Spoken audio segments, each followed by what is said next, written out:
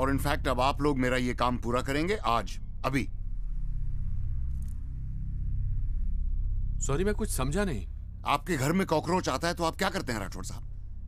आप उसको पालते नहीं, मारते हैं। ये चारों कॉकरोच मेरा घर गंदा कर रहे थे और आज मैं अपना घर साफ करना चाहता हूं। तुम हो कौन? मैं वो हूं जो आज बस और ट्रेन में चढ़ने से डरता है। मैं वो हूं जो काम पर जाता है तो उसकी बीवी को लगता है जंग पे जा रहा है, पता नहीं लौटेगा या नहीं। हर 2 घंटे बाद फोन करती है कि चाय पी के नहीं, खाना खाया कि नहीं। दरअसल वो ये जानना चाहती है कि मैं जिंदा हूं या नहीं। मैं वो हूं जो कभी बरसात में फंसता है, कभी ब्लास्ट में। मैं वो हूं जो किसी के हाथ में तस्बीह देख के शक करता है, और मैं वो भी हूं जो आजकल दाढ़ी बढ़ाने और टोपी पहनने से घबराता है। बिजनेस के लिए दुकान खरीदता है तो सोचता है दुकान का नाम क्या रखूं, कहीं दंगे में मेरा नाम देख के मेरी दुकान न जला दें। झगड़ा किसी का भी हो, बेवजह मरता मैं ही हूं। भीड़ तो देखी होगी ना आपने, भीड़ में से कोई एक शक्ल चुन लीजिए, मैं वो हूं। I am just the stupid common man wanting to clean his house. आज अचानक ये स्टूपिड कॉमन मैन कैसे जाग गया? वो भी 6 किलो RDX के साथ। क्यों जाग गया? तो तकलीफ हो रही है? जिंदगी भर घुट घुट के मरते रहना चाहिए था मुझे, और ये अचानक नहीं हुआ राठौर साहब। यूं समझिए कि टाइम नहीं मिला। रोजी रोटी के चक्कर में ये काम जरा निगलेक्ट हो गया, लेकिन देर आए दुरुस्त आए।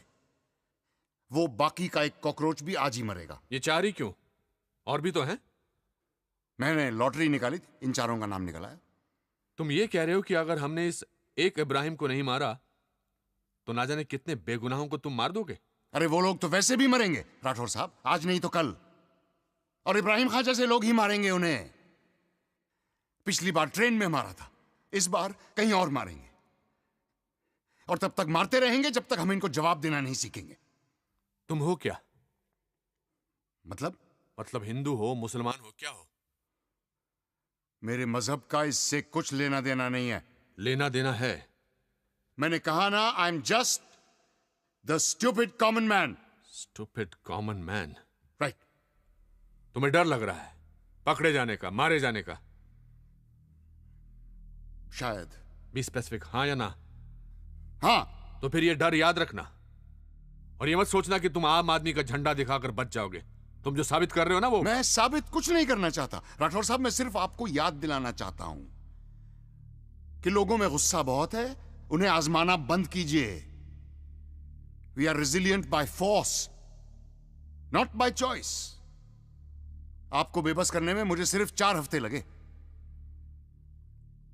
आपको क्या लगता है कि जो लोग हमें मारते हैं वो हमसे ज्यादा इंटेलिजेंट हैं? अरे इंटरनेट पर बॉम्ब टाइप करके सर्च मारिए, 352 साइट्स मिलेंगे कि बॉम्ब कैसे बनाया जाता है, क्या क्या इक्विपमेंट इस्तेमाल होता है। सारा इंफॉर्मेशन आसानी से एक्सेसिबल है, मुफ्त में। आप जानते हैं कि कपड़े धोने का साबुन तक एक पोटेंशियल बॉम्ब होता है, हैं? मुझे लगता है कि कॉमन मैन के लिए इससे ज्यादा यूजफुल प्रोडक्ट आज तक नहीं बना। गलती हमारी है, हम लोग बहुत जल्दी यूज्ड टू हो जाते हैं। एक ऐसा हादसा होता है तो चैनल बदल बदल के सारा माजरा देख लिया, SMS किया, फोन किया, शुक्र मनाया कि हम लोग बच गए, और फिर हम उस सिचुएशन से लड़ने के बजाय उसके साथ एडजस्ट करना शुरू कर देते हैं। पर हमारी भी मजबूरी है ना, हमें घर चलाना होता है साहब। इसीलिए हम सरकार चुनते हैं कि वो मुल्क चलाए।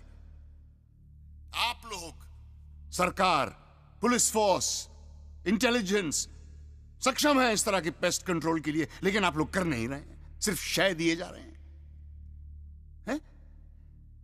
Why are you not nipping them in the bud? एक आदमी गुनहगार है या नहीं, इसको साबित करने के लिए आपको 10 साल लग जाते हैं। आपको नहीं लगता कि ये आपकी काबिलियत पर सवाल है? ये सारा नाटक बंद होना चाहिए। This whole bloody system is flawed. आप जैसे लोग इन कीड़ों का सफाया नहीं करेंगे तो हमें झाड़ू उठानी होगी। लेकिन क्या है, उससे हमारी इस सिविलाइज्ड सोसाइटी का बैलेंस बिगड़ जाएगा। लेकिन क्या करें? राठौर साहब, मुझे यकीन है कि जो ट्रेन ब्लास्ट हुए वो सिर्फ एक टेररिस्ट एक्टिविटी नहीं थी, वो एक बहुत बड़ा सवाल था। और वो सवाल ये था कि भाई हम तो तुम्हें इसी तरह मारेंगे, तुम क्या कर लोगे? Yes, they asked us this question on a Friday, repeated it on Tuesday, I am just replying on Wednesday. तुम्हारी ये homemade add salt to taste वाली फिलॉसफी गलत है। ये सही तरीका नहीं है। हाँ जानता हूं, लेकिन आज मैं तरीके के बारे में नहीं, नतीजे के बारे में सोच रहा हूं। तुम्हारा कोई जान पहचान वाला मारा था इन ब्लास्ट में? क्यों? मुझे उस दिन का इंतजार करना चाहिए जब मेरा कोई अपना बेवजह इस तरह की जलील मौत मरे, तब मेरा यह कदम आपको जायज मालूम होगा।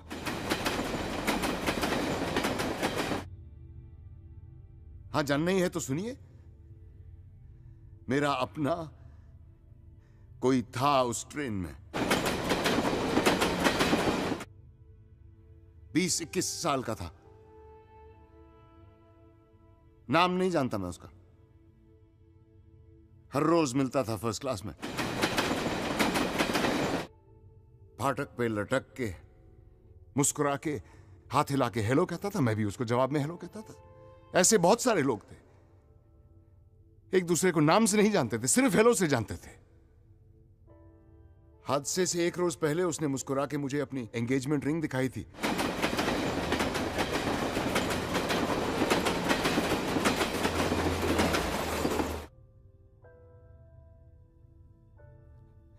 He was very happy. अगले रोज मेरी ट्रेन मिस हो गई, मैं बच गया, पर वो नहीं बच पाया। उसके बाद जब मैं ट्रेन में गया तो मेरी जान पहचान का कोई नहीं था, सब नए चेहरे थे।